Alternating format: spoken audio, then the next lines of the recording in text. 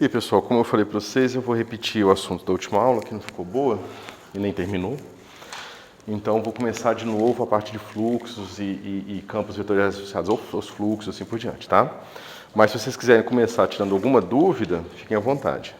Né? A gente tinha visto o parênteses de Lie, né? A gente discutiu um pouco aquelas coisas todas. E depois a gente falou aqui das curvas integrais, tá? Alguma dúvida? Alguma coisa que vocês queiram perguntar? Então eu vou tentar simplificar a notação, simplificar a estrutura de como eu estou apresentando como um todo, para a gente conseguir avançar mais facilmente, como eu tinha prometido para vocês na hora que eu terminei aquela primeira parte da prova da isometria entre os dois espaços, tá? Então a gente tinha aquela coisa, né? Eu tenho aqui um real, que a gente pode encarar como uma variedade. Aí tem uma curva μ, que nada mais é do que um mapa dos reais na variedade. Aí eu tenho uma carta aqui, que também é nos reais, porque né, os reais é uma variedade, a carta no real unidimensional vai ser também o próprio real unidimensional. Esse cara aqui induz uma volta, tá certo? E isso aqui você tem a carta que desce para o Rn. Tá certo? Então se você seguir esse caminho aqui, você define esse mapa aqui, tá certo? Esse mapa, pessoal, não tem nada demais, é aquele que vocês estão acostumados. Você tem aqui uma função R μ de t, tá? Ou se eu não quiser botar o índice aqui, eu simplesmente escrevo o meu R de t com uma sequência ordenada de R1 de t até Rn de t, tá certo? Então vocês vejam que eu estou trabalhando aqui, ó, tá? E a notação simplificada, ela sempre se dá aqui embaixo, tá ok? E a gente vai adotar ela, tá?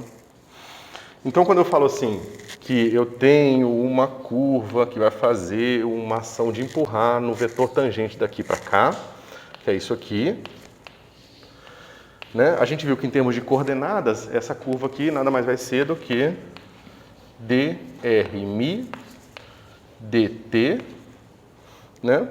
del x μ.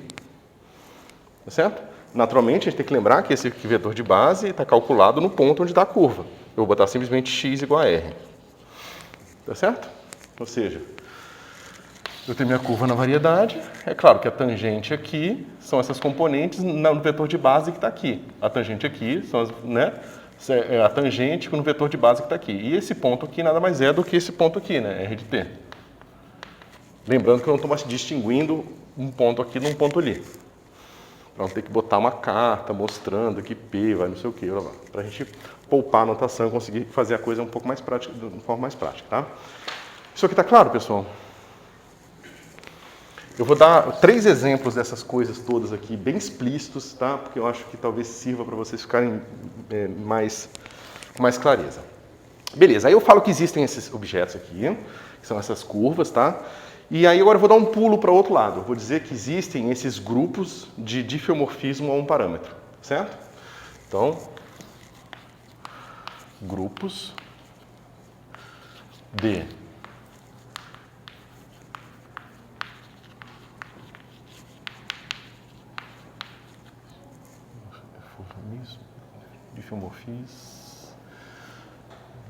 diffeomorfismos um parâmetro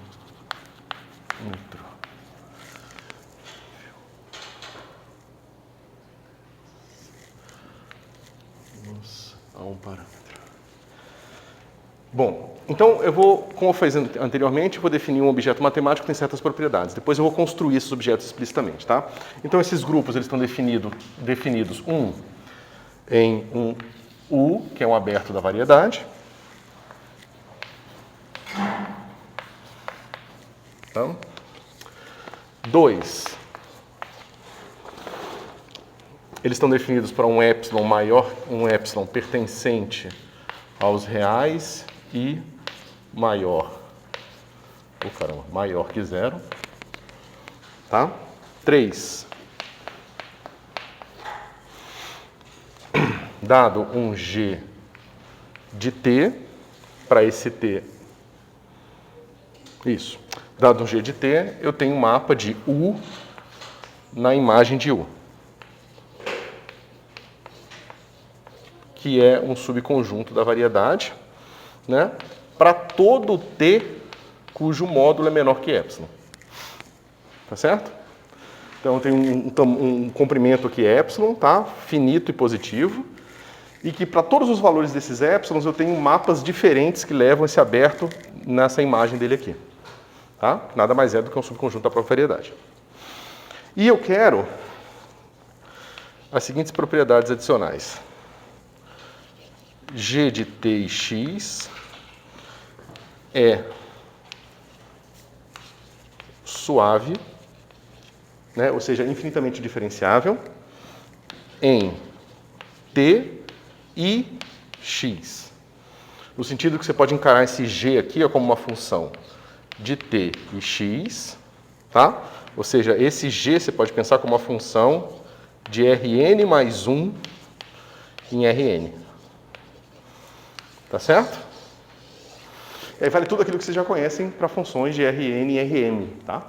Então, eu quero diferenciabilidade total aqui nessa função em relação a todos os argumentos, ou seja, todas as posições do espaço e todos os tempos, certo? Então, as derivadas vão comutar, tudo aqui vai acontecer como normalmente dá para funções suaves, tá?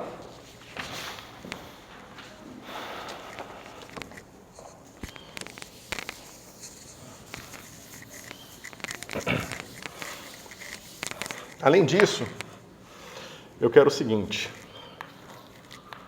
B. Dados T e S, ambos menor que epsilon, I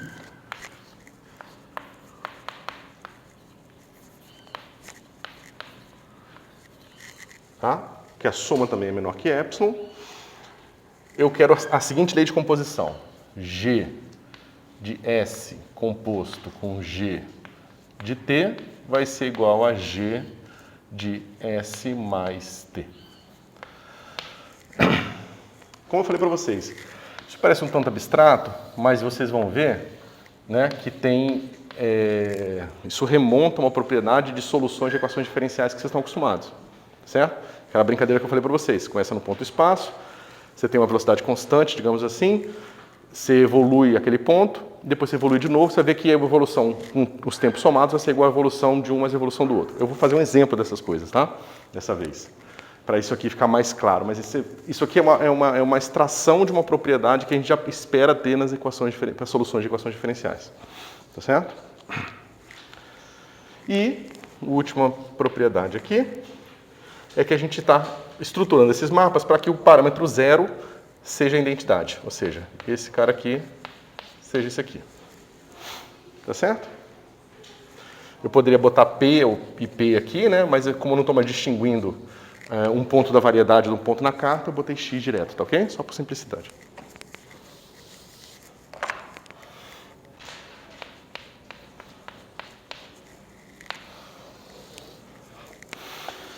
E aí, por que a gente falou primeiro daqueles campos, daquelas curvas integrais, e agora a gente está falando desses grupos de diffeomorfismos. Então, para a gente ligar essas duas coisas, a gente vai fazer o quê? A gente vai mostrar que esse grupo de diffeomorfismo induz um conceito de campo vetorial. Tá certo? Então, vamos lá. Dado um ponto que a gente vai escolher fixado na variedade x0, tá? Temos que G de x0 e T é uma curva.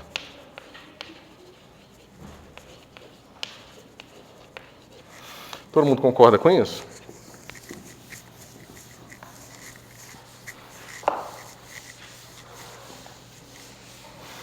Né? Só lembrando aqui que a gente está fazendo a seguinte escolha de notação. A gente tem a função G de t e x, e é sempre a mesma função de g, t e x, tá?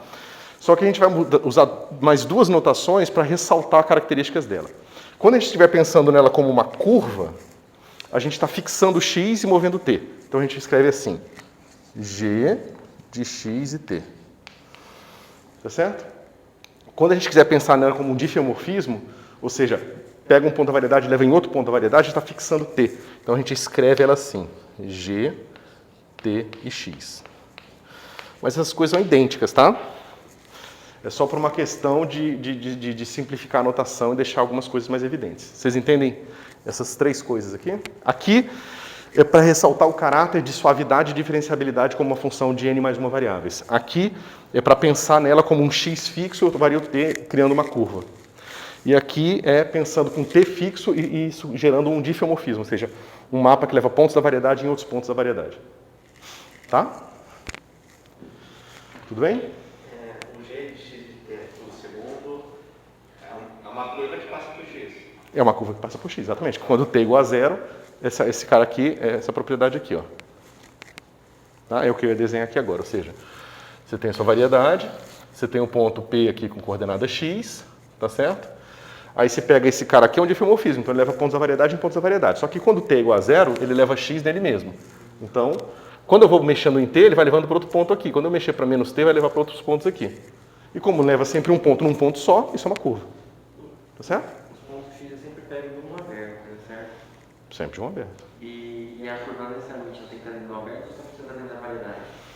Por isso que esse epsilon aqui é mais ou menos indeterminado, porque geralmente se você estiver numa situação mais complicada, você talvez tenha que restringir o seu epsilon para que você sempre fique dentro de um aberto. Tá certo? Se a sua variedade tiver borda ou se ela tiver características mais especiais, aí esse epsilon... Mas assim, as teorias de equações diferenciais ordinárias garantem que sempre existe um epsilon finito, mesmo que possa ser extremamente pequeno. Mas sempre vai existir um epsilon onde essas coisas todas estão bem definidas e tudo está definido. Por isso que no começo eu falei tudo está definido em certo um aberto U. Tá certo? Porque eu não estou considerando que isso aqui vão gerar curvas globais na variedade. Entendi. Então, essa g de xt ela mapeia curvas do aberto, de pontos do aberto para o próprio aberto. Ou para um outro aberto. Ou para outro aberto. Tá? Não necessariamente precisa ser o mesmo aberto, mas tem que ser um aberto dentro de n. Isso. E se a variedade não tiver nenhuma característica especial, o aberto pode ser a própria variedade. Uhum. Mas, por exemplo, mesmo em Minkowski, você pode definir, por exemplo, um referencial acelerado, e você vai ver que em certos referenciais acelerados você tem tipo um horizonte, como um horizonte do buraco negro, né? Então você não consegue sair daquele pedaço da variedade. Entendi. Tá certo? Mas só para dizer que também depende de características do seu próprio fluxo de curvas. Tá? Bom, então, mas isso aqui está tudo legal, mas assim, é muito abstrato e não traz nada de muito claro para vocês, né? Então eu vou tentar dar exemplos dessas funções G aqui, tá? E o que é que elas fazem, tá ok? Deixa eu apagar isso aqui. Então eu vou pegar o primeiro exemplo que é o mais simples de todos.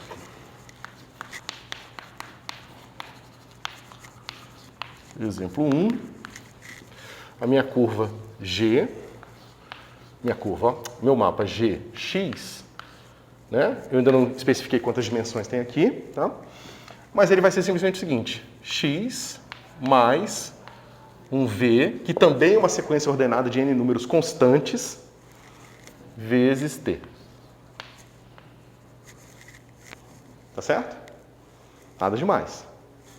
É fácil ver que esse cara aqui tem todas as características de diferenciabilidade que nós queríamos, né? Eu posso derivar esse cara em relação a x infinitamente, posso derivar em relação a t infinitamente, então não tem nada de estranho acontecendo aqui, tá? Além disso, eu posso ver se esse cara satisfaz as condições mais importantes, que são essa aqui e essa aqui. Essa aqui está de cara, verdade. Se eu tomo t igual a zero, eu estou levando x no próprio x. Nenhuma surpresa. Agora, será que satisfaz essa aqui? Então vamos lá. G de S, G, eu falo S, escrevo T, G de S, G de T de X, vai ser o quê? Eu vou primeiro abrir essa função aqui, essa daqui de mais de fora, tá ok? Então veja, um G de uma coisa e outra vai ser a outra mais T vezes esse V aqui, tá certo? Então vamos lá, isso aqui vai ser G de t e x, que é esse argumento aqui, que aparece aqui, como esse apareceu aqui, tá certo? Mais esse cara vezes s. Tá certo? Nenhuma surpresa até aqui. Só que eu posso agora abrir quem é esse cara aqui. Eu uso a expressão de cima. Tá certo? Então vai ficar assim. X mais V vezes T mais V vezes S. Tá certo? Mas isso aqui nada mais é do que X mais V que multiplica T mais S. Só que isso aqui é G de T mais S vezes X. Tá certo? Então, é aquela coisa nem um pouco surpreendente que eu estou falando para vocês. Esse caso aqui é um dos casos mais simples. Vocês podem até achar que, nesse caso é uma coincidência que deu esse T mais S aqui. Por isso que eu vou dar mais outros 2 exemplos, ok? Então vocês veem que esse mapa aqui tem as mesmas propriedades que a gente estava falando, que os nossos difeomorfismos a um parâmetro... Pode falar. Que G satisfaz todas as características que eu falei que um grupo de difeomorfismos a um parâmetro satisfaz. Tá certo? Mas a gente vai explorar bem mais isso aqui para deixar mais palatável para vocês. Palpável, melhor. Tá? Bom. Então, olha que interessante. Vamos pensar no caso bidimensional, tá? Então, aquele x ali simplesmente é um par de números, né? O nosso g leva um par de números e outro par de números, quando você tem um t fixo. Então, se você pensar assim, g, t fixo, isso aqui é um difeomorfismo que leva a R2 em R2. Que difeomorfismo é esse? É fácil. Pega aqui o meu R2 original, né? R2 aqui, eu vou chamar esse cara de coordenada x2, essa aqui eu vou chamar de coordenada x1. Digamos que o meu vetor v seja esse vetorzinho aqui assim. Tá certo? O que o meu difeomorfismo está fazendo? Ele está levando esse ponto aqui. E esse ponto aqui, o que eu faço? Eu pego esse mesmo vetor v, boto aqui, e faço o seguinte. Levo este ponto e este ponto aqui. Então, o que esse difeomorfismo aqui para um t fixo está fazendo? Está deslocando todo o meu plano R2 nessa direção aqui, de forma rígida. Visto como um difeomorfismo. Tá? Se eu agora pego e escrevo o meu G com um x0 aqui, como uma curva, ou seja, uma curva é sempre um mapa de R na variedade. Que curva é essa? Digamos que o meu x0 esteja aqui. Tá? Isso aqui é x02, esse cara aqui é x01. Se eu variar meu t, o que eu vou ter? Ó, esse aqui é x0, eu simplesmente somo esse vetor proporcional a esse t aqui. Então, quando eu vou mexendo em fixo x0, eu vou mexendo t, eu vou fazendo essa curva aqui, ó. Eu mexo em t e vou andando aqui nessa curva. Tá certo? É aquilo que eu falei, é a mesma função vista de 2 pontos de vista diferentes. Uma como indução de curvas e 2 como induzindo difeomorfismos. Quando... Pode explicar de novo primeiro? Aqui está errado, desculpa. Aqui você está pensando no G como difeomorfismo. Ou seja, é um mapa que leva R2 em R2. Você fixou T. Se você fixou T, significa que quando você aplicar isso nesse ponto, esse ponto vai acabar em VT. Esse ponto origem vai acabar em VT. Esse ponto vai acabar em ele mais VT. Então, todos os pontos estão sendo movidos de VT. Entendeu? Ficou mais claro? E, ao mesmo tempo, se você fixa um ponto e pensa só em T variando, isso te dá uma curva, que é essa curvinha aqui. Tá certo? Então, a gente pode ver o quê? Satisfaz a propriedade. E a gente pode ver o seguinte, lembra? Eu falei isso, deixa eu ver se eu falei. Tá. Então, como que agora a gente pode pegar e desse cara aqui tirar um campo vetorial? Tá certo? Por que esse cara define o campo vetorial? Porque todo ponto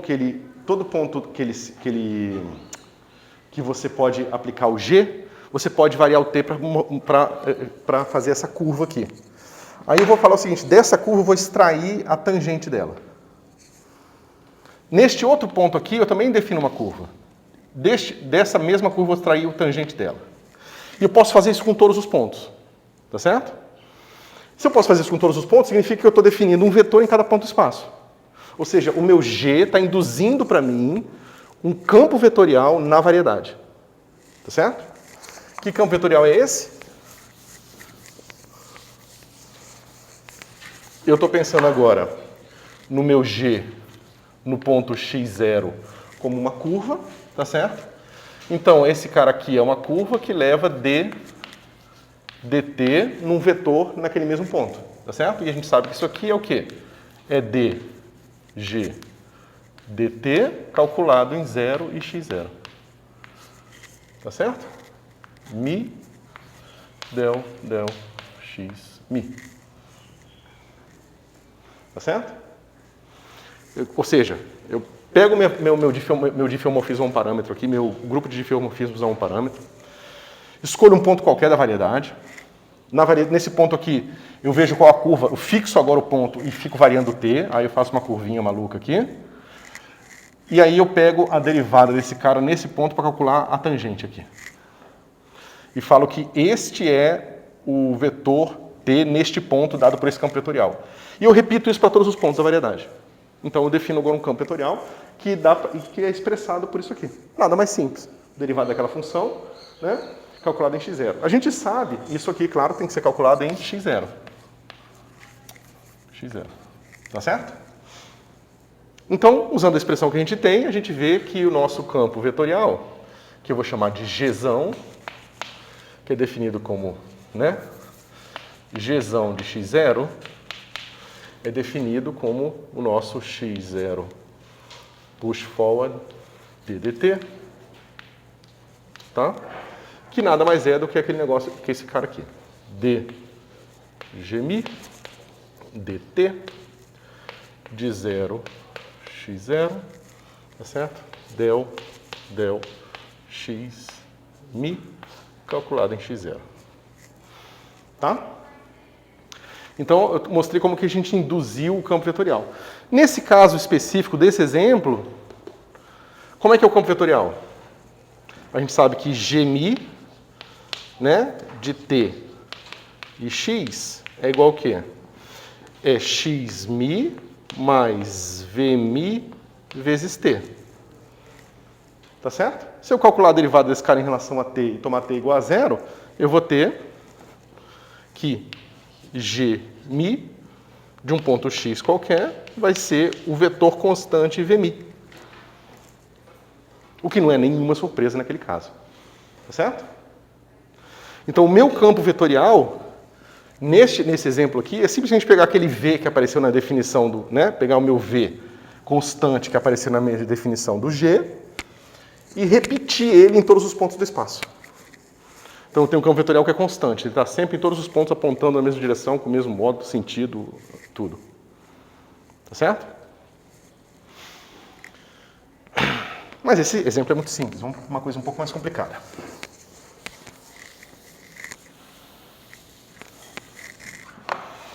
Vamos pegar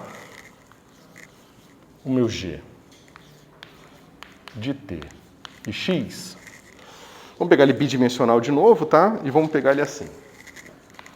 Esse cara vai ser x1 cosseno t mais x2 seno t, vírgula, x2 cosseno t menos x1 seno t. A notação está clara para todo mundo? Lembra, esse cara está levando 1, 2, 3 números em 1, 2 números. Tá certo? R3 e R2. Bom? É fácil ver aqui g de 0 e x. Cosseno de 0 é 1, seno de 0 é 0, cosseno de 0 é 1, seno de 0 é 0. Então, esse cara aqui é o próprio x. Tá certo? E quem é o nosso... Como é que fica a nossa composição? Então, a gente tem aqui g de s, g de tx. Tá bom? Então, vamos começar abrindo o mais externo, como eu fiz da outra vez. Esse cara vai ficar assim, a parênteses. O meu x1 agora tem que ser a coordenada 1 desse cara aqui, que eu vou escrever como sendo g1 de t e x. Cosseno t mais g2 de t e x, seno t. A próxima entrada é g2 de t e x, cosseno t, menos g1 de t e x, seno t. Todo mundo concorda? Agora eu vou abrir esse cara e esse cara aqui, tá bom? Então vamos lá. Eu vou fazer só a primeira, tá? E aí vocês acreditam e fazem vocês a segunda, tá bom? Então vai ficar assim. Esse cara vai ser, abre parênteses, cosseno de t. Deixa eu fazer na mesma ordem para ficar igual. x1 cosseno de t mais x2 seno de t, cosseno de... Aqui é S, tá? Desculpa, pessoal. S... É a mesma coisa que eu fiz da outra vez. S e S, tá? Porque eu estou abrindo esse G aqui de S, tá? E isso aqui tudo cosseno de S. G2 vai ser a componente 2, que vai ser assim.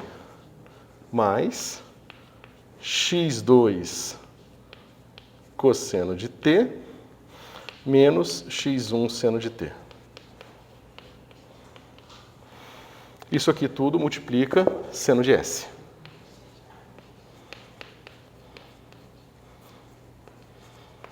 Vírgula, essa confusão aqui embaixo. Tá?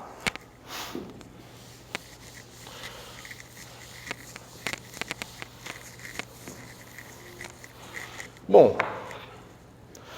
vamos pegar todo mundo que multiplica x1 nessa primeira entrada. Ó, tem o x1 cosseno t, cosseno s.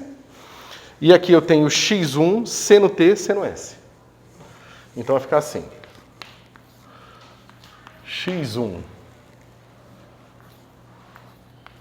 cosseno t, cosseno s, menos seno t, seno s. E x2 vai ficar como? Seno t, cosseno s, cosseno t, seno s. Tá certo? Então vai ficar seno t, cosseno s, mais seno s, cosseno t, vírgula, o de baixo que vocês vão fazer sozinhos. Mas o que é isso aqui, pessoal? Cosseno de t mais s. Então esse cara aqui nada mais é ser do que x1 cosseno de t mais s, mais x2 seno de t mais s.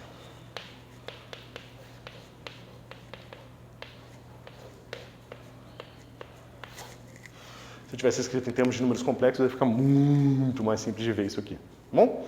Mas eu fiz isso aqui só para vocês apreciarem como que essas coisas estão se compondo para chegar nessa soma, tá? Só que o que é isso aqui, pessoal? Isso aqui é G de t mais s aplicado em x. Então isso aqui é um grupo, e quando eu digo grupo, é essa propriedade que eu estou me referindo. Porque eu componho uma ação com a outra e eu encontro uma terceira que faz parte do mesmo conjunto de objetos. Tá bom? Se a forma funcional aqui fosse diferente, significaria que eu tenho a composição de um G com um T, com um G com S e obter um objeto de outra natureza. Então não seria mais um grupo. Ok? Beleza. Então, a gente pode agora fazer tudo o que a gente fez antes. A gente pode dar uma desenhada, ver o que acontece, se a gente consegue entender o que está acontecendo. Então, vamos lá. Deixa eu ver aqui. Mesma coisa, tá? x2, x1. Agora vamos pegar o nosso g e vamos pegar um g e vamos botar aqui um t fixo qualquer, tá? Vamos dizer que a gente fez o seguinte, a gente pegou esse g, deixa eu ver a forma mais fácil, π sobre 2. Esse nosso t agora é π sobre 2, tá certo? Esse cara vai levar R2 em R2. Mas quem é o nosso g com π sobre 2 fixo? Vai ser assim, g, π sobre 2 e x vai ser igual ao quê? Cosseno de π sobre 2? 0. Então eu tenho aqui x1 vezes 0 mais x2 vezes seno de π sobre 2. Isso. E aqui eu tenho cosseno de novo vezes x2 menos o seno, né, vezes x1. Então olha aqui que tá. Não é um x3, é x1 cosseno t mais x3 seno t. Só tem 1 e 2? Aqui, ó. x1, x2, x2, x1. Tá? Então, para esse tempo fixo, o meu diffeomorfismo é levar x1, x2 em x2 e x e menos x1. Então, se eu estou aqui, onde que esse ponto é levado? Esse é o ponto x1, x1, x2. Tá certo?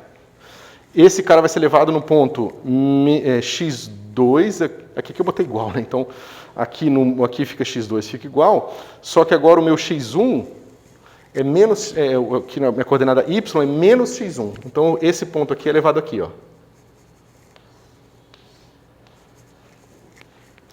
E esse ponto é levado aonde? Esse cara aqui, ó, veja, esse é o ponto x2 menos x1. Esse ponto aqui, via esse mapa, vai ficar menos x1, ele é levado aqui, ó, menos x1, menos x1, menos x2. Depois vocês podem fazer essa continha que vocês vão ver que é isso, tá? Talvez vocês não estejam vendo, mas esse ponto aqui é levado nesse cara aqui. E esse depois é levado nesse aqui, e esse é levado de volta aqui. Okay, né? Fechou 2π. Pode falar. Professor, você poderia explicar de novo por que é de R2 em R2? Eu achei que era de R3 em R2. A G completa é de R3 em R2. Mas eu estou fixando um tempo para pensar nela como um diffeomorfismo. E eu estou desenhando o diffeomorfismo. Você está vendo que o diffeomorfismo está fazendo assim com esses pontos, ó. E se eu pegar qualquer outro ponto aqui, você vai ver que todos eles vão girar aqui. Então, esse diffeomorfismo está pegando o meu R2 inteiro e está girando em torno da origem de π sobre 2. Todos os pontos estão girando em torno da origem. Você vê que esse ponto é levado aqui, esse ponto é levado aqui, que é levado aqui, levado aqui. Esse ponto vai ser levado, né? Esse ponto aqui vai ser levado aqui, depois levado aqui, depois levado aqui. É fácil você ver que está sempre girando, tá certo? Então, isso é um diffeomorfismo. Ok? Do ponto de vista de uma curva, o que eu estou fazendo? Agora eu pego o meu...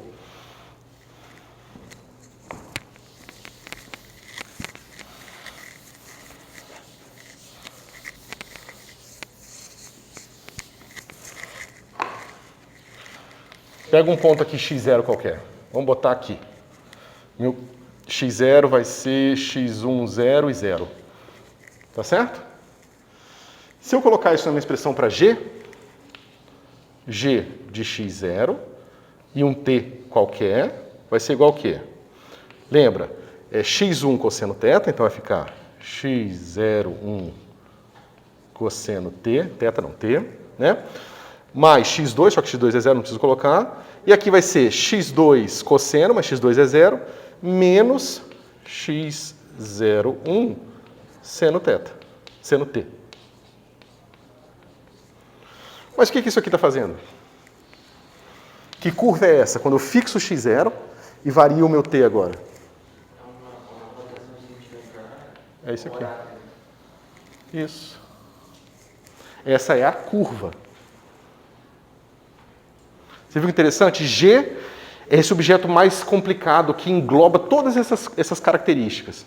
Você fixa T, ele vira um difeomorfismo. Você fixa X, ele vira uma curva. Tá certo? E esse mapa entre difeomorfismo, curva e campo vetorial é tipo, como eu falei para vocês, é o arroz com feijão, quase tudo que a gente faz na física, tá?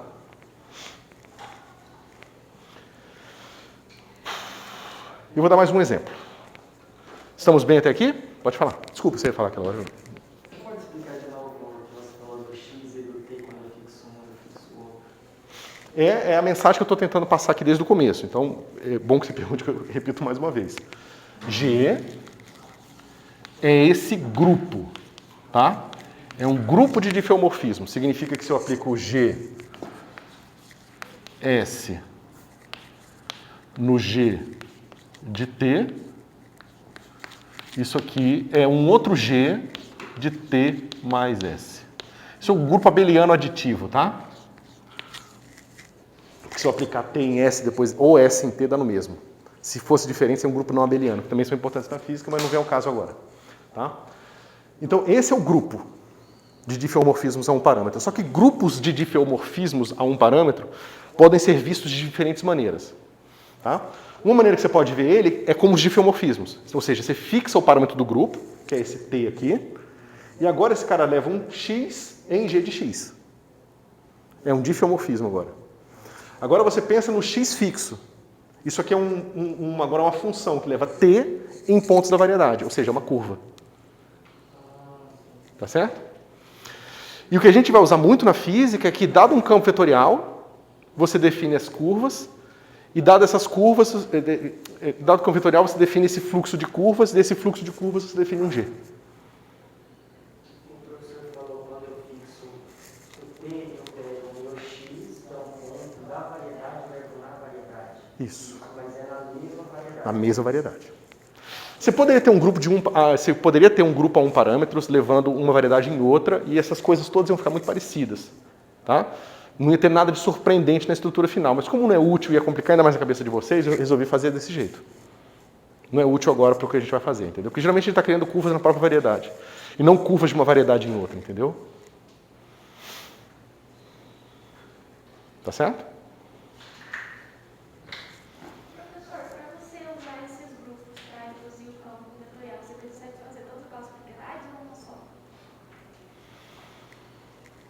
O que normalmente acontece é que a gente faz ao contrário. A gente tem o campo vetorial e do campo vetorial a gente define o grupo, entendeu?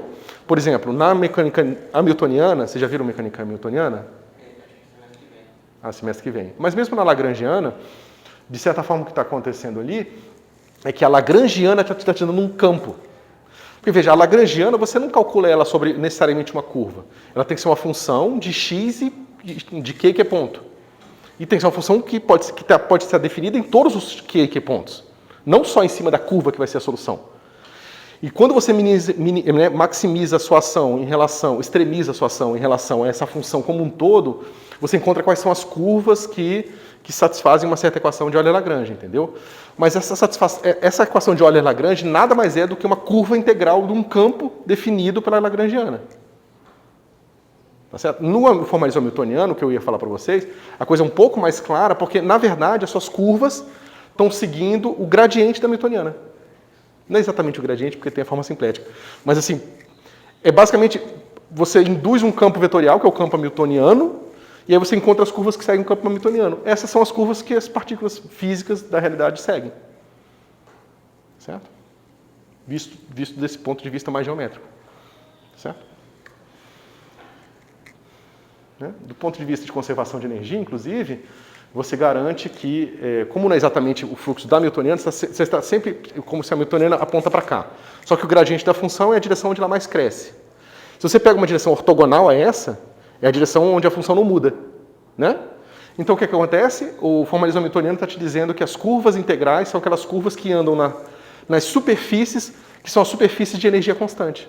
Porque a energia se conserva nesse tipo de situação. Entendeu?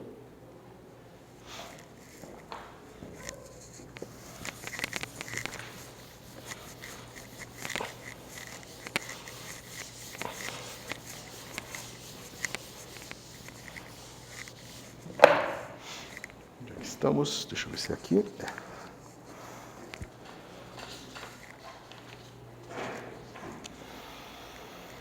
Então, eu mostrei o campo vetorial e mostrei a curva. Tá. Então, o último exemplo aqui, só para a gente ficar...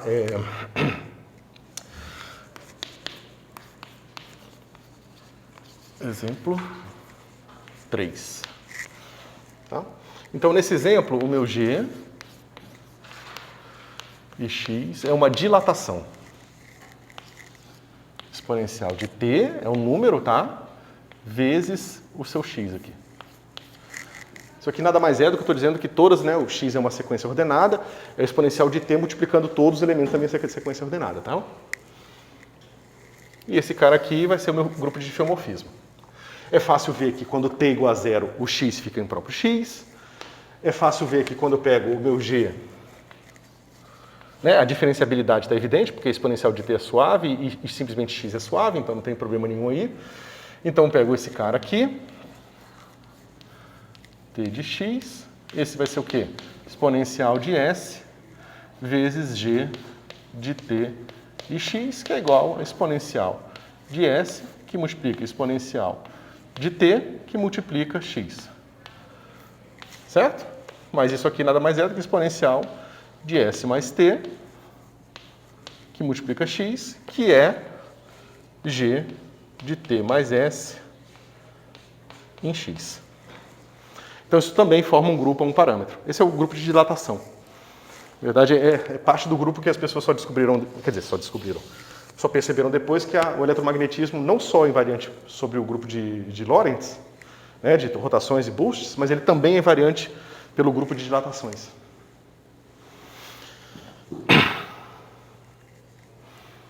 O que tem a ver com a massa C0 do fóton. Tá? Então vamos ver aqui as características desse cara.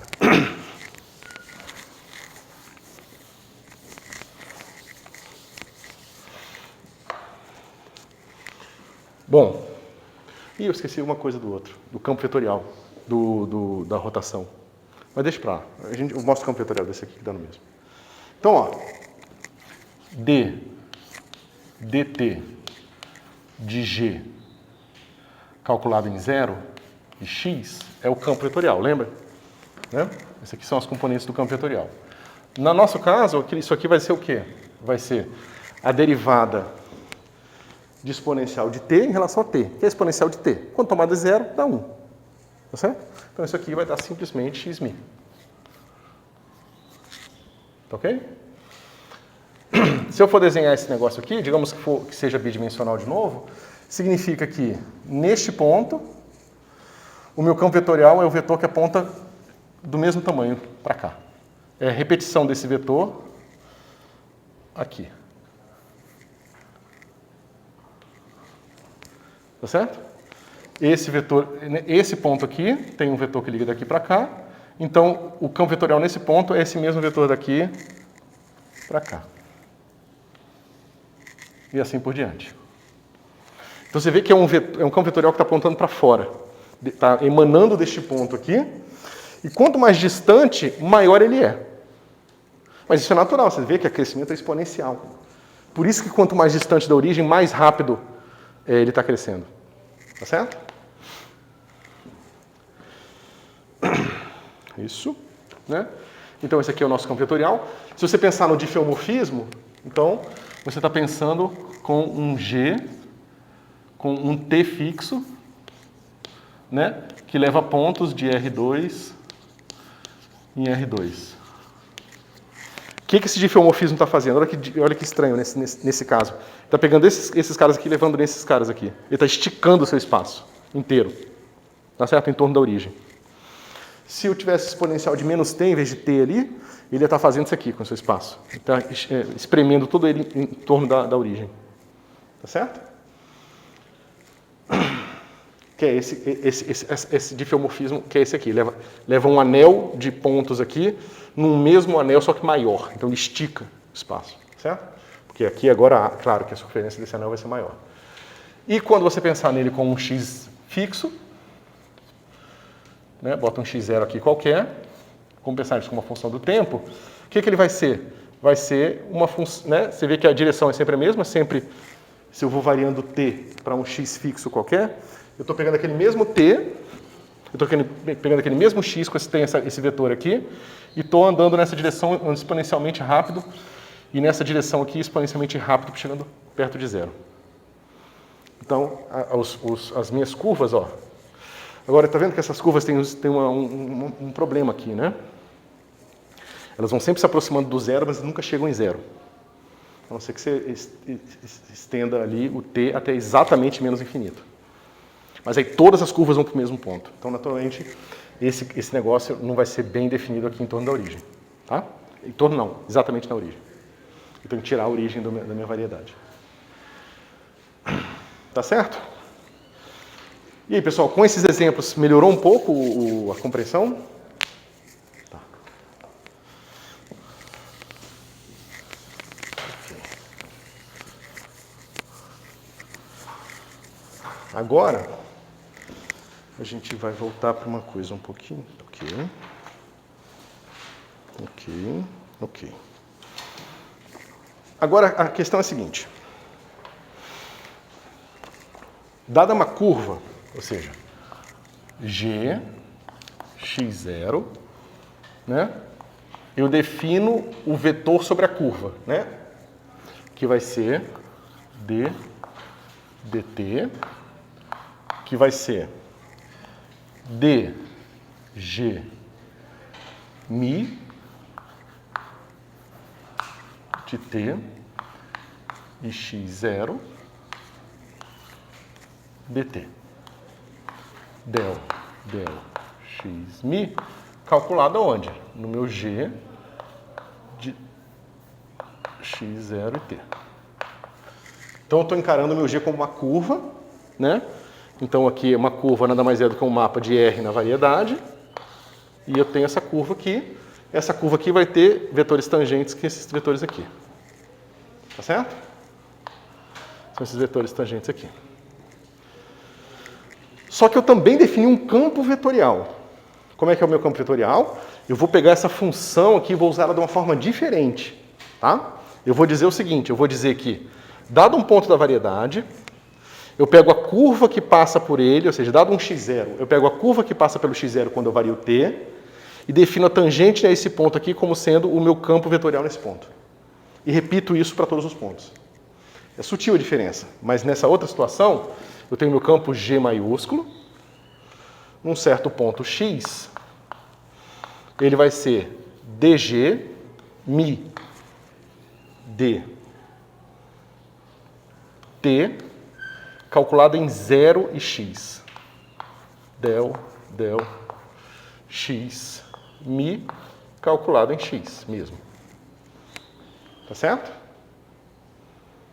É parecido, mas é diferente. Eu uso a mesma função, mas não é exatamente igual. Quer dizer, a gente vai mostrar que é, mas a gente vai mostrar que, para ser igual, aquela propriedade de composição é essencial. Ok? Né?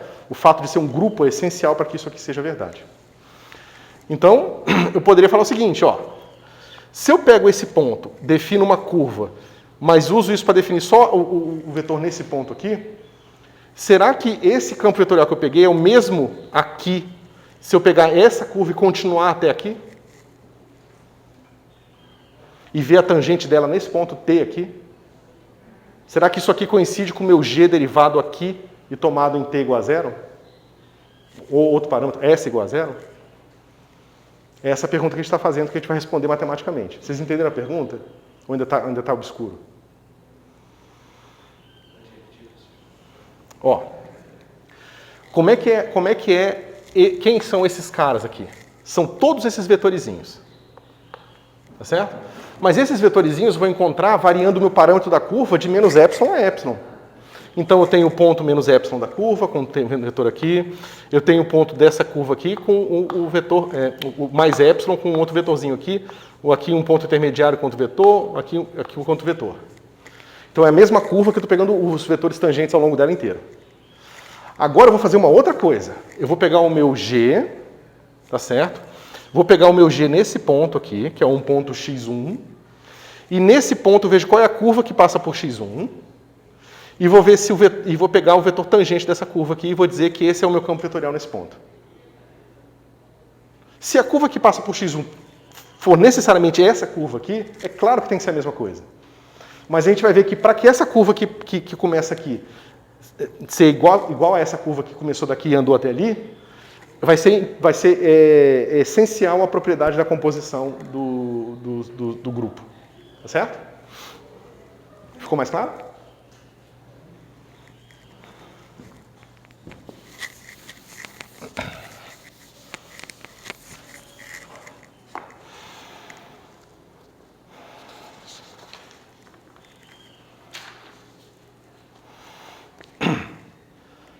Ok.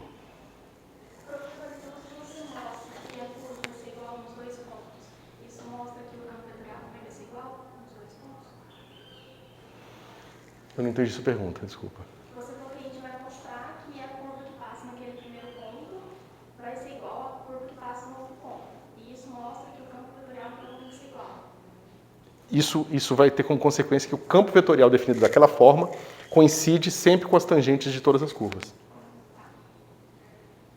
Tá? Bom, a gente sabe que se eu pego um campo, uma curva qualquer, μ, ela vai induzir tangentes na minha variedade, que a gente já viu que é aquilo ali, né? dr dt para todos os t's, del x μ calculado em x igual a r. Tá certo? Se essa curva é uma curva integral de um certo campo, significa que eu tenho um campo V com componentes V μ de x, tá certo? Então, se esse cara aqui é uma curva integral do campo V, então isso aqui é verdade. d dt vai ser igual a V calculado em μ. Que em termos de componente é a mesma coisa de dizer que dr de μ dt vai ser igual a V de R de T. Né? Que é aquilo que a gente já falou bastante, ou seja, eu tenho um campo vetorial com um monte de vetorzinho. Aí eu quero uma curva tal que, ao se movimentar na variedade, a tangente dela coincide com aquele campo vetorial, que é isso aqui. Então, para mostrar que essas duas coisas são compatíveis, basta mostrar que essa curva é uma curva integral deste campo vetorial. Tá certo? Então, eu preciso mostrar isso.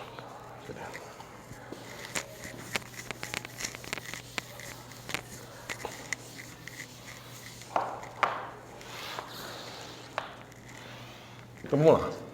Dado um x0 qualquer, eu tenho o seguinte.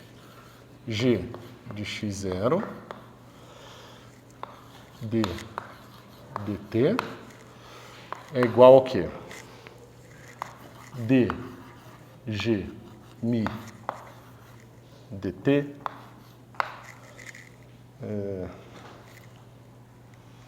né? Eu vou botar essa curva aqui calculada no tempo s. Ok?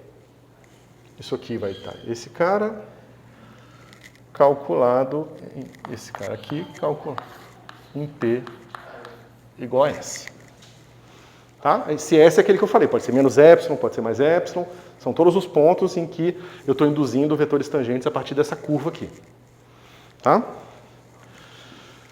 Agora eu preciso calcular o meu campo vetorial nesses mesmos pontos. Tá certo? Então eu vou calcular aqui o meu G calculado onde? Em x, em G de x0 e S. Tá certo? Mas lembra, as componentes do meu campo vetorial vão ser assim, d, g, de... Peraí. Isso, dt de 0 calculado no ponto onde eu estou calculando o campo vetorial. É a derivada do g em relação a t calculado em 0, né? Mas no ponto onde eu estou calculando o campo vetorial, que é o ponto x, g de x0 e s. Tá certo?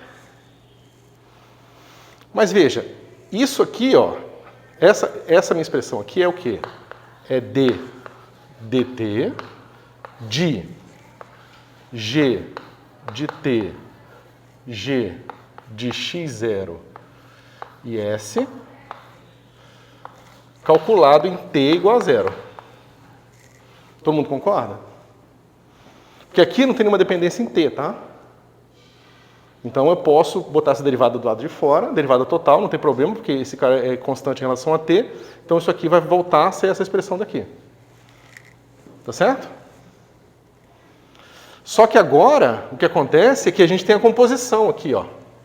GT, G, né? Esse cara aqui nada mais é do que, lembra? Esse cara é G, S, X0. Tá? Então, isso aqui é D, DT, de G, de T mais S, X0, calculado em T igual a zero. Tá certo? Estamos bem até aqui? Aquela brincadeira de derivada parcial que eu falei para vocês. Talvez vocês tenham que treinar bastante esse negócio aqui, tá? Porque derivada total, derivada parcial e tal, às vezes confunde, essas passagens ficam mais obscuras porque às vezes trava na habilidade de vocês em relação às derivadas, tá? Mas isso, pessoal, o que é? É a derivada de g em relação ao argumento e depois a derivada do argumento em relação a t. Aqui é 1, então não faz nada, tá certo? E depois eu estou tomando o argumento igual ao resultado de eu pegar esse cara aqui e botar t igual a zero. Que é a mesma coisa dizer que o argumento é tomado em S. Então isso aqui é igual a dg dt em x0 calculado em t igual a S. Tá certo? Mas isso aqui é igual isso aqui, ó.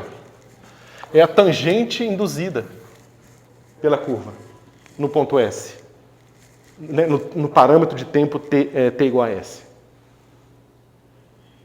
Então, o campo vetorial calculado nesse ponto aqui, que é o ponto em que x0 foi levado, variando o parâmetro de 0 até S, é igual à tangente da curva definida em x0 e calculada até S.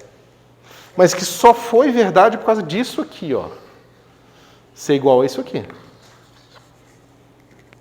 Se não tivesse essa regra de composição aqui, ó, poderia ter dado diferente. Tá certo? Essa propriedade dos grupos que torna as coisas muito mais simples. Isso vai valer em geral para grupos de Lie, tá certo? Tanto que a hamiltoniana, nesse caso, vai ser a geradora de translações temporais. Ela que translada o seu sistema no tempo. E vai formar um grupo, né, que vai ser determinado pelos parentes de Poisson e tal, que vocês vão ver no semestre que vem. Tá bom? Da mesma forma que vocês vão ver que o P, no momento conjugado, ele gera translações no espaço. Tá? E eu estou falando essas coisas porque tudo isso vai ser importante em mecânica quântica, tá? Porque em mecânica quântica vocês vão ver que o operador P gera também translações na posição. E a posição gera translação no momento. E a hamiltoniana gera translação no tempo. Certo?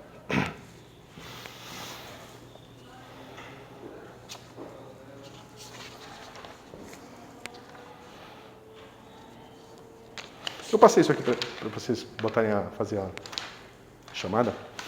Obrigado. Então, para fechar isso aqui, eu vou fazer essa mesma conta abstrata para o último exemplo 3. Para tentar deixar ainda mais pé no chão, tá?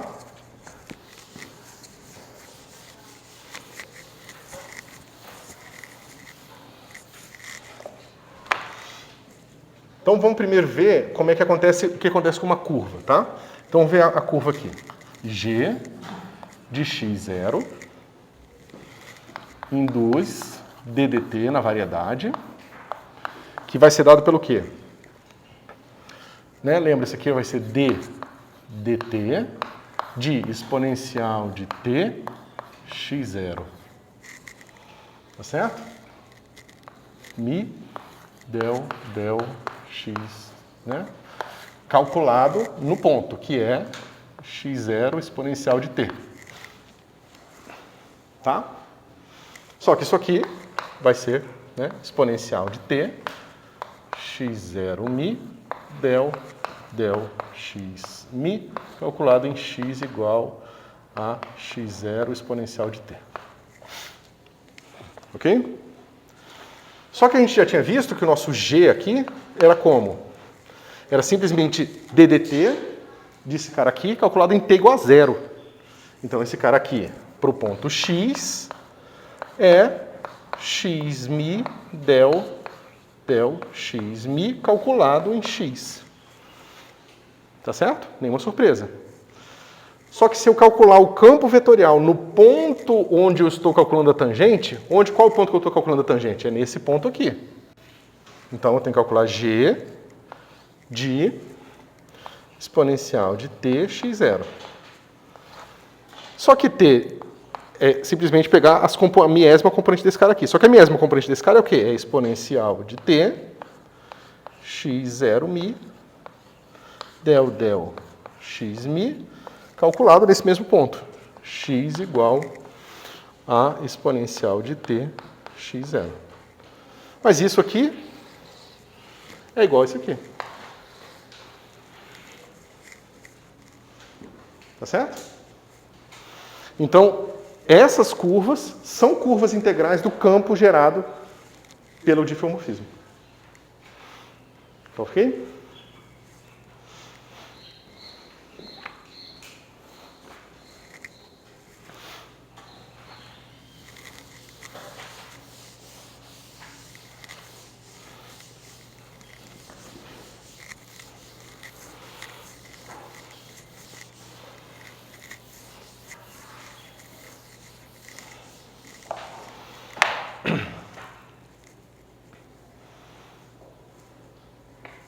Posso prosseguir? Que eu vou agora falar o último assunto dessa sessão do curso, tá?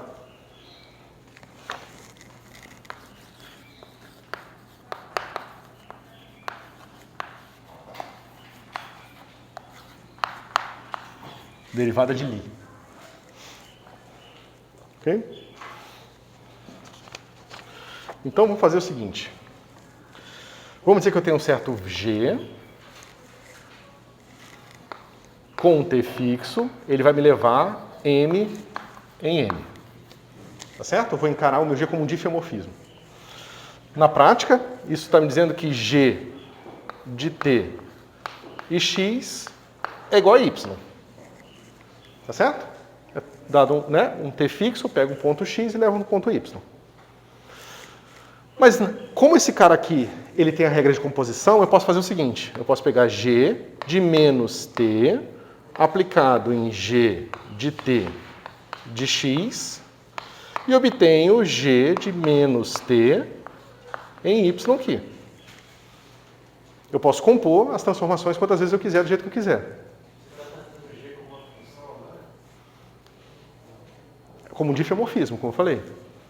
Ele leva um ponto da variedade e um ponto da variedade. Leva um Rn em um Rn.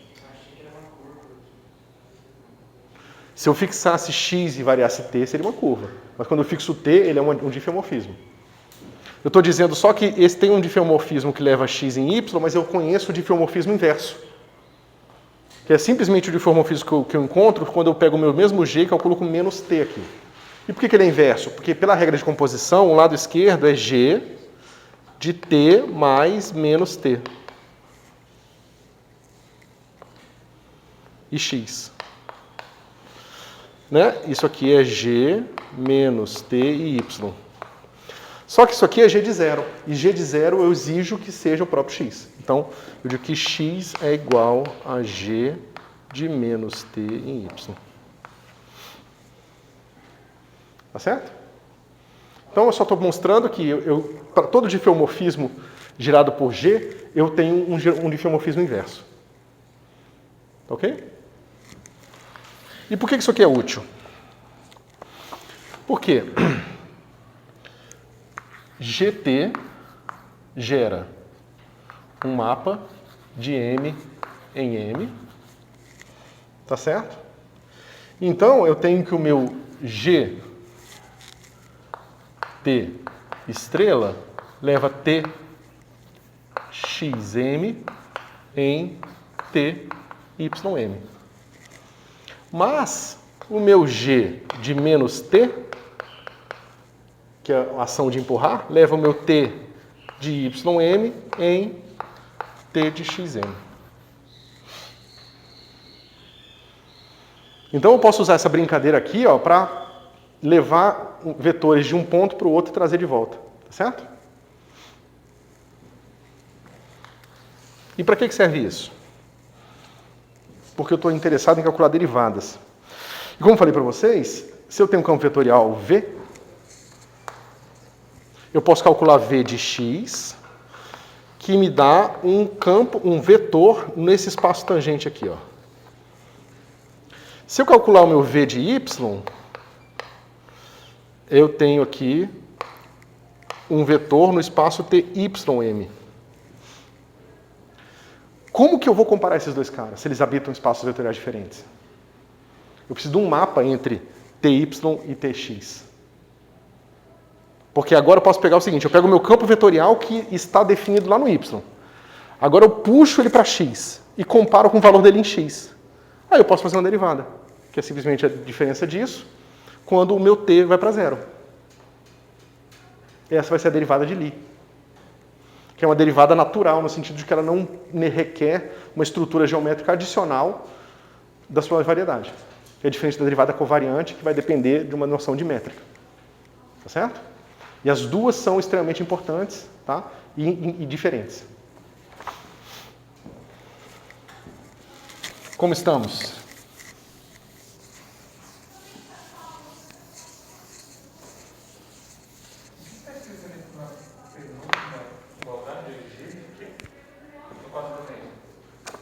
Aqui?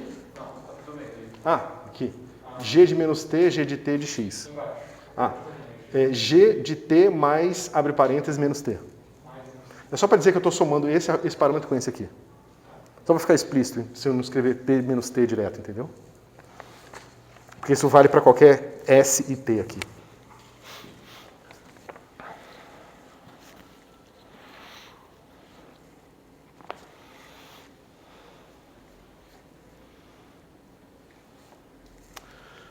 Posso prosseguir? Então vamos lá.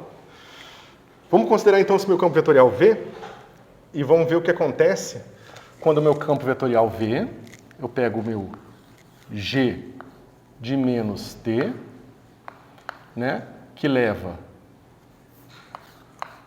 Y em X, tá certo? Então eu posso fazer esse meu G menos T, levando o meu campo vetorial V, né? Veja, esse cara aqui, ele está levando o meu campo vetorial V definido em Y. Deixa eu botar, será que eu boto o Y aqui? Vou botar. Essa anotação está um pouco confusa, eu ainda não tenho clareza total de como fazer isso aqui. Né? Então esse cara aqui de Y vai me dar um certo campo em V. Vou botar V' em X. Tá certo? Que eu estou fazendo a ação de empurrar e estou empurrando do T YM para o T XM. Ok? Mas quem é esse cara aqui? Tem várias formas de a gente fazer isso aqui. A maneira mais simples é a gente pegar esse cara aqui atuando numa função, tá? Pensando como uma derivação. Então esse cara aqui vai ser G de menos T V Y, atuando numa função f. Mas veja, eu estou levando esse cara para uma derivação em x. Então essa f está calculada em x. Tá certo? Mas esse cara aqui, ele está levando o quê? Y em x. Tá certo? Peraí. Y em x. E esse cara leva x. Então isso aqui vai ser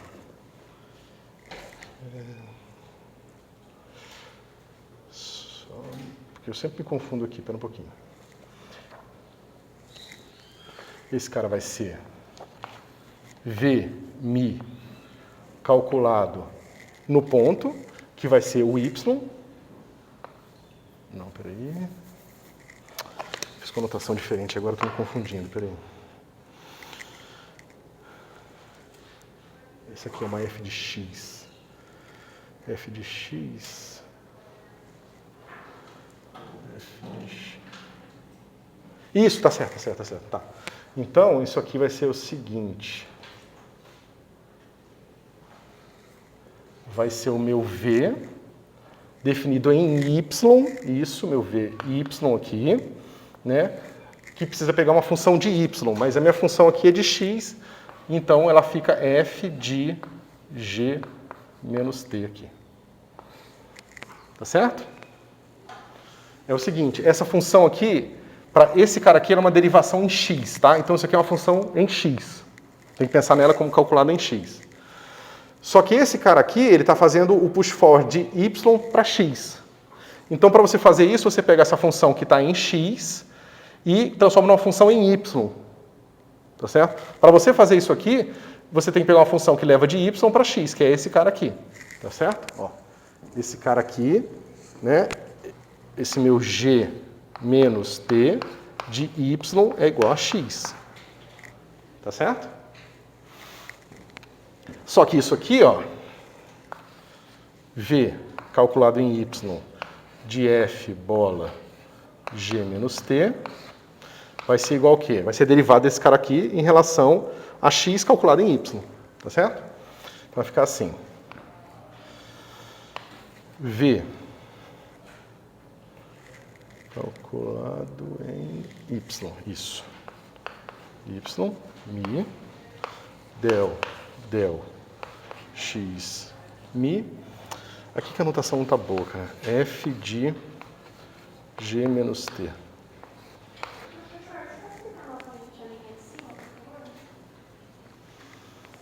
Tá, deixa eu...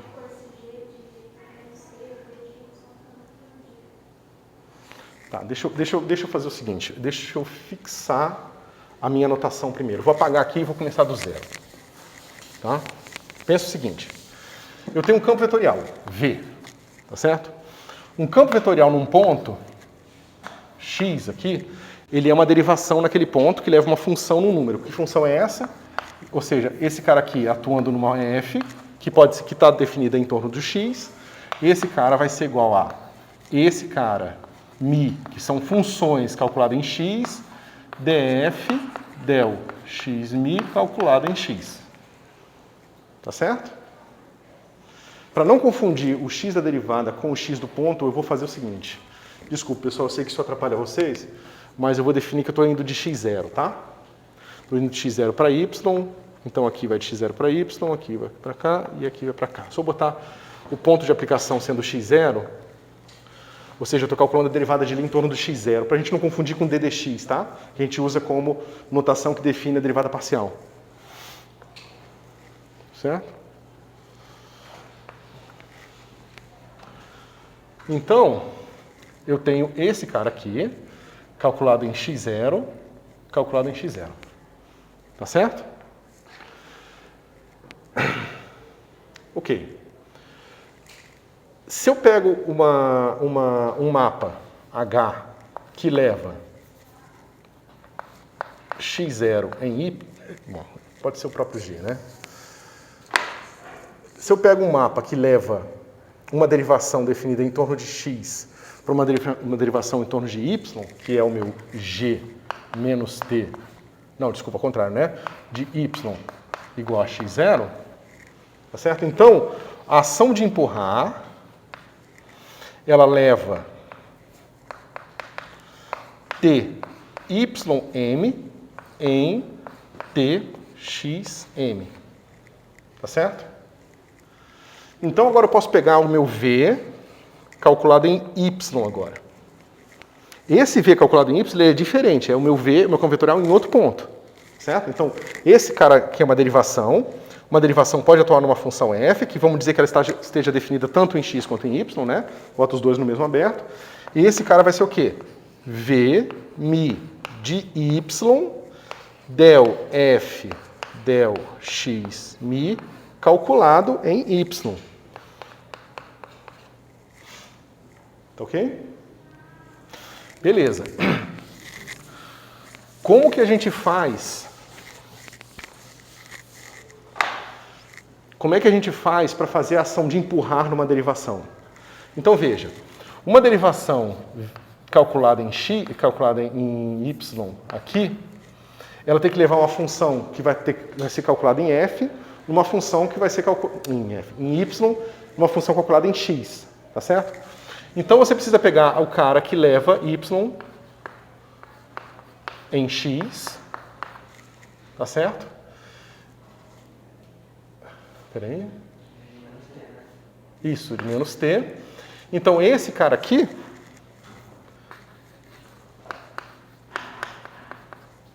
em vy vai ser uma outra derivação que não é igual a essa aqui, tá? Vai ser uma outra derivação, vai ser a derivação que eu obtive empurrando aquela que estava em y de volta para x. E como é que esse cara aqui atua numa função? Esse cara aqui é uma derivação em x, então a função aqui f vai ter que ser calculada em x. Tá certo? Só que essa f, f calculada em x. Só que esse cara aqui, esse o vzinho aqui, quando derivação em y, ele tenta calcular uma função em y. Tá certo? Para você, digamos, compatibilizar isso, você usa esse mapa aqui. Porque esse mapa está levando x, está levando y em x. Tá certo? Então esse cara vai ser o quê? Vai ser o meu v, mi, em y, desculpa, em y, deixa eu fazer.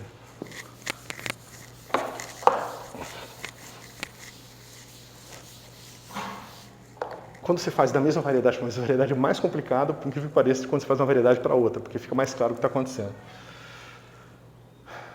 Esse cara aqui. Só que, ó, como eu falei, esse cara, ele quer calcular alguma coisa em y, mas essa é uma função de x, tá certo?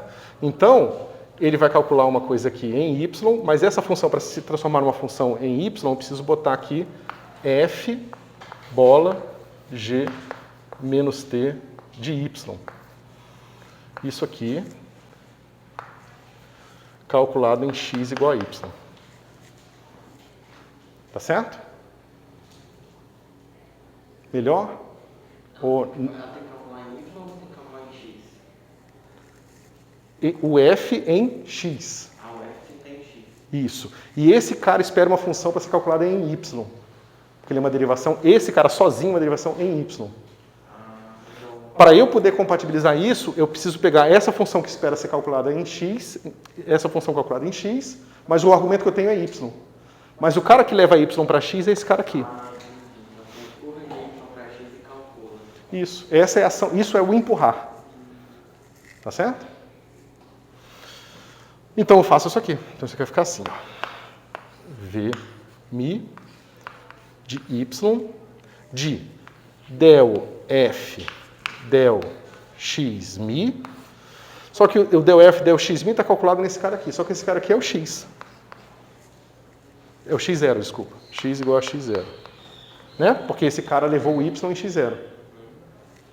E aqui eu tenho o quê? Del g menos t del x mi calculado em y.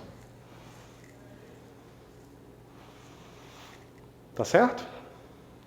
É difícil mesmo. Tanto que eu já ensinei isso aqui umas 5 ou 6 vezes e toda vez me dá um pouco de confusão. Tá certo?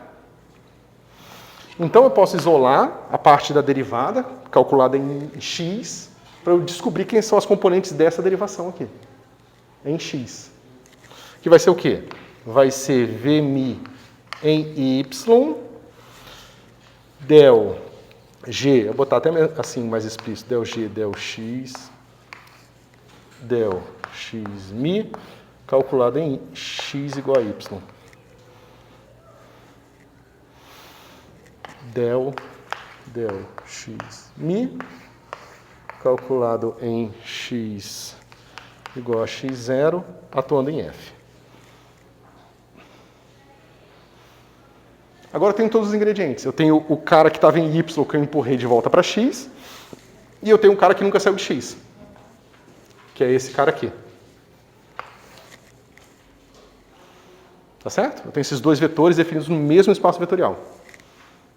Ok.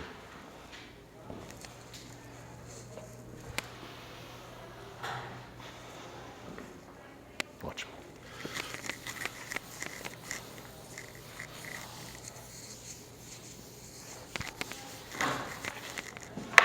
Então eu posso pegar aqui e escrever quem é G menos T V Y menos Vx. Tá certo? Isso aqui vai ser o quê?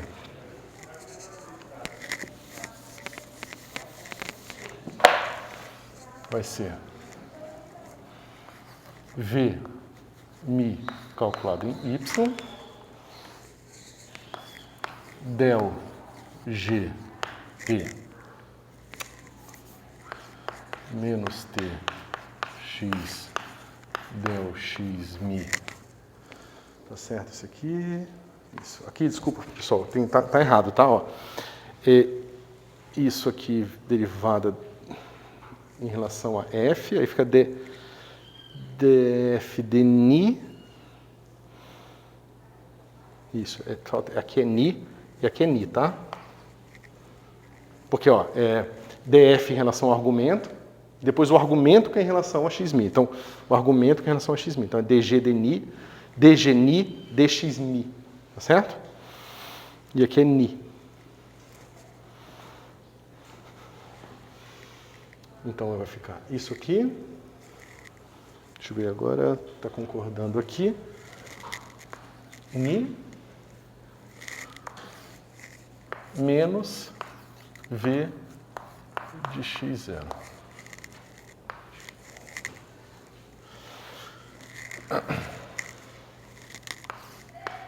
Calculado em y. Deixa eu ver se eu não estou errando mais nada.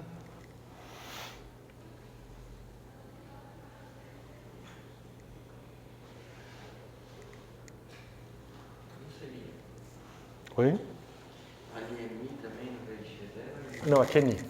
Eu tenho que trocar um índice do outro para ficar del ni depois, né? Ou seja, aqui del x ni calculado em x0.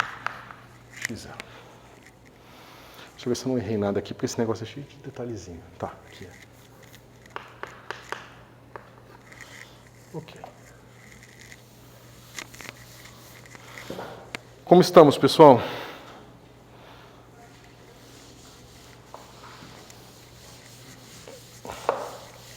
Então a gente está calculando a derivada de x0, empurrando a derivada de y para x0 e calculando e comparando as duas. Isso, comparando os dois vetores. Isso mesmo.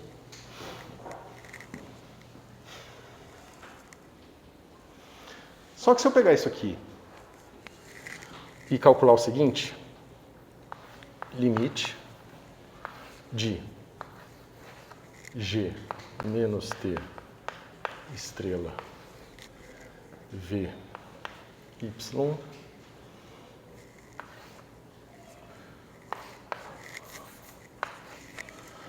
menos V x0 dividido por T indo para zero, isso aqui é d dt disso aqui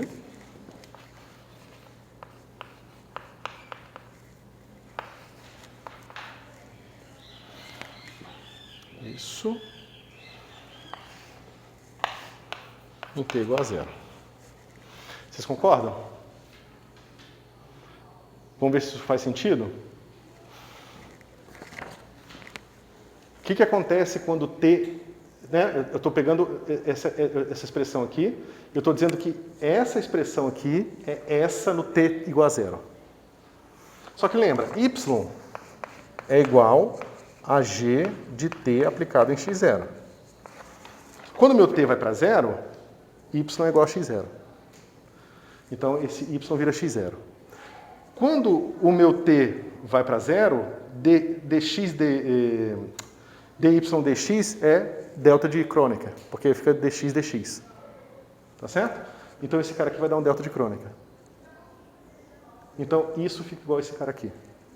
Então, coisa calculada em f menos coisa calculada em zero, coisa calculada em t menos coisa calculada em zero, dividido por t, limite disso indo para zero, é igual a d dt daquela coisa. É definição de derivada. Tudo bem? Então, só precisamos calcular a derivada temporal desse cara aqui. Tá? Desse monstrinho chato aí. Então, vamos lá.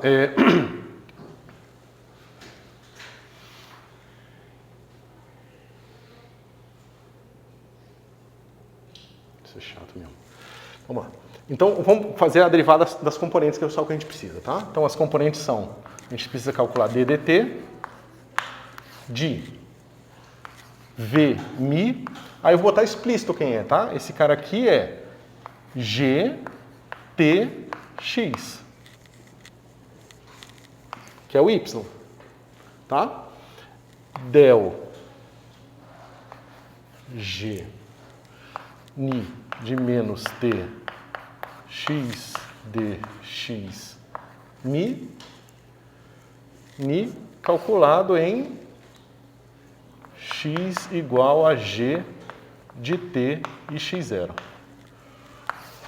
Tá certo? Tudo isso aqui calculado em t igual a zero depois. Tá? Bom, derivada aqui é moleza, né? Vai ficar assim. Pela regra de Leibniz vai dar del v mi del x mi calculado nesse ponto, mas aí eu tomo t igual a zero, esse ponto é o próprio x, então esse cara aqui fica calculado em x igual a x0, né? Quando eu pegar o t igual a zero, esse cara aqui é x0. Então, a derivada quando eu estou aqui é fácil, dá esse cara aqui, vezes a derivada desse cara aqui, em relação a t. Então, vai ficar assim, del dg t dt calculado em 0 e x0. Mas quem é esse cara aqui? Lembra do que a gente viu agora atrás? Esse cara aqui é o campo vetorial Gzão associado a esse difeomorfismo. Então esse cara aqui é a componente ni do nosso campo vetorial Gzão. Tá certo? Vezes esse cara. Mas como eu tomo esse cara aqui em t igual a zero, como eu falei para vocês, em t igual a zero, esse negócio aqui eu posso trocar a ordem porque é suave, então aquela suavidade é importante. Esse cara, quando t igual a zero, esse cara é inetidade, dá um delta de Kronecker, então não muda nada aqui. Tá certo? Ou seja, dá o delta de Kronecker. Espera aí, tem um erro aqui. Aqui tem que ser alfa. Aí vai dar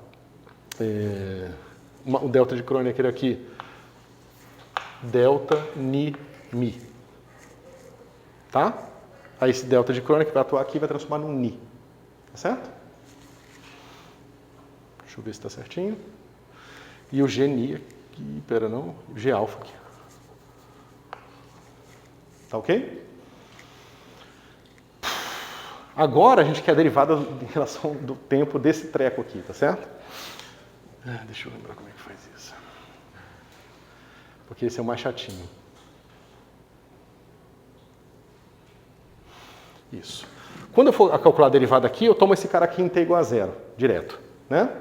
Que é a regra de Leibniz, esse atuando nesse, com esse tomado num ponto e vice-versa. Eu já fiz o primeiro pedaço, agora eu vou fazer no outro. Então, eu tenho... Espera um pouquinho, eu errei uma coisa, pessoal. Quando eu calcular esse cara aqui em relação a t, o argumento dele é menos... Ah, não, tá certinho. Esse cara tá certinho, tá certo? Tá. Mas que quando eu calcular a derivada em relação a esse t aqui, vai ser menos t. Então, o ddt dele vai dar um negativo, tá certo? Mas vamos lá. Mais... Esse cara tomado em zero, que vai ser v mi de x0. Agora, a derivada desse cara aqui. A derivada desse cara aqui eu posso trocar Tá certo? Deixa eu só ver uma coisa. É que tem um segundo termo aqui que eu não estou lembrando como é que ele vai embora.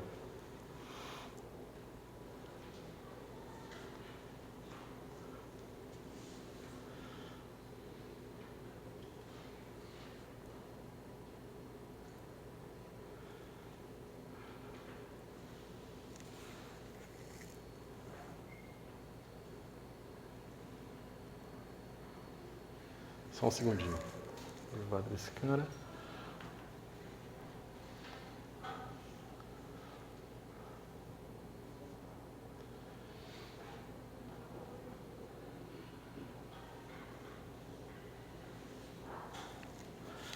Vou fazer o primeiro que eu tenho clareza. Então, eu derivo esse cara aqui em relação ao tempo, eu troco a ordem, tá? Então vai ficar assim. Del x mi. Como eu falei para vocês, eu posso trocar a ordem da derivada, porque essa função é suave aqui, tá certo? E tudo isso aqui calculado em x igual a g de t e x0. Tá certo? Isso aqui tá certo? Tá, é isso mesmo. Não, peraí. X igual a y.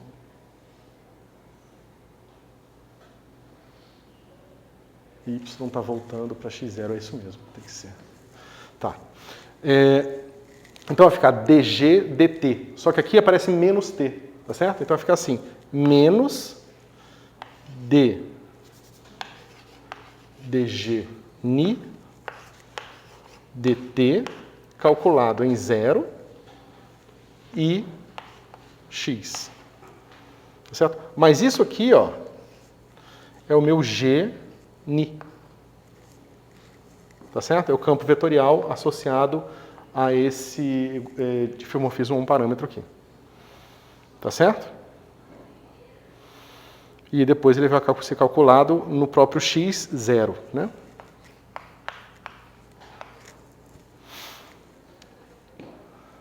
Ok. Tá claro o que está acontecendo, pessoal? Eu vou reescrever isso aqui do lado esquerdo, tá? E tem um termo que eu não estou lembrando como é que justifica, o que acontece com ele, mas a gente vai ver agora, peraí. Então aquilo ali vai ficar, vou pegar o primeiro aqui, vai ficar assim, G alfa calculado em x0, que é esse cara aqui, tá certo? Esse eu vou contrair aqui direto, o mi com o mi aqui vai transformar em ni, vai ficar assim, del v ni, del x alfa, tudo isso aqui calculado em x0. Menos, que é esse menos daqui, v mi calculado em x0, del g ni, del x mi calculado em x0.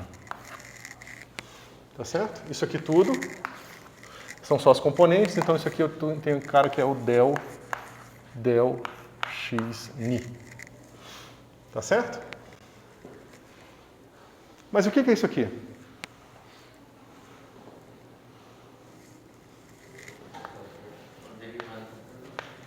É o comutador dos campos GV. Tá certo? Isso aqui é a niésima componente do comutador dos campos. E a gente vai chamar esse cara aqui também de derivada de Lie na direção do fluxo definido por G do campo vetorial V. Tá certo?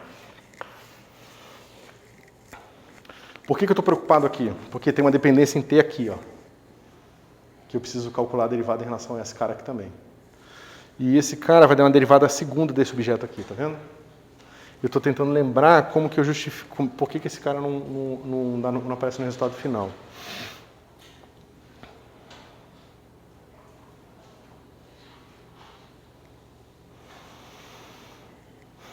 Ah, tá. Quando a derivada atuar aqui, vai dar uma derivada segunda desse objeto aqui. Tá certo? Mas a derivada segunda desse objeto vai ser a derivada da delta de Kronecker. Lembra que essa função é suave? A derivada segunda, ou seja, eu vou encontrar uma coisa que é assim, ó, del x mi del x alfa del x beta.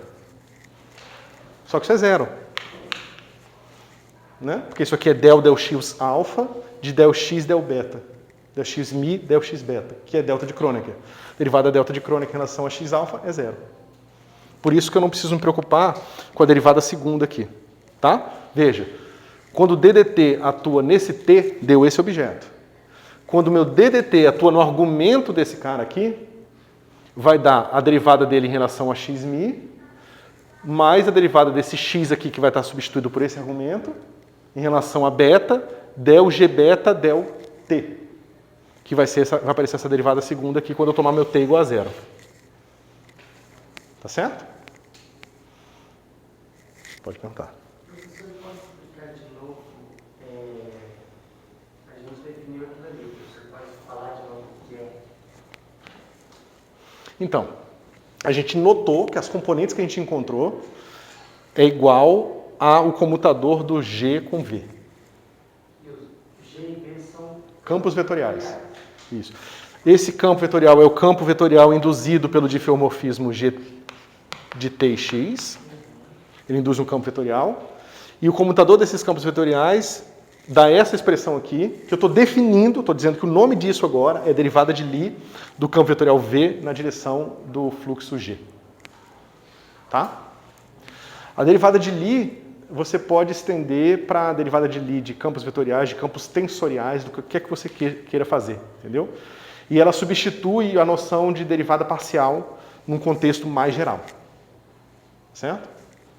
A gente usa para uma série de coisas. Por exemplo, você vai pegar a métrica do seu espaço-tempo e você vai pegar a derivada de Lie em relação ao campo zeta aqui. Se isso aqui for zero, você prova que o diffeomorfismo gerado por esse campo zeta é uma isometria do seu espaço. Então, digamos que sua métrica não dependa da rotação, por exemplo, uma métrica de Schwarzschild, do buraco negro. Então, ela é simétrica em torno de rotação em torno do centro do buraco negro. Então, a métrica de Schwarzschild tem que ter uma isometria definida por um campo de rotação. Certo? Então, eu estou dizendo para coisas que isso aqui é útil, né? Então, quando você precisa de uma derivada que não dependa de uma noção de conexão, ela também é útil. Num sistema de coordenadas onde esse cara aqui é uma coordenada, é um vetor coordenado, essa derivada de Lie se reduz à derivada parcial. Enquanto a derivada covariante não se reduz à derivada parcial. A derivada parcial mais um monte de símbolo de Christoff é complicado. Então, ela tem uma série de utilidades para você construir equações de movimento que depois você vai usar para resolver no computador e assim por diante. Tá certo? Na verdade, se você quiser as derivadas boas para botar numa resolução computacional, você vai querer as derivadas de Lie, que são aquelas que se reduzem a objetos matemáticos computacionais mais simples. Certo?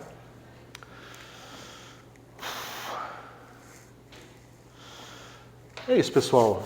Como é que estamos aqui? Essa parte de geometria diferencial encerra hoje, tá?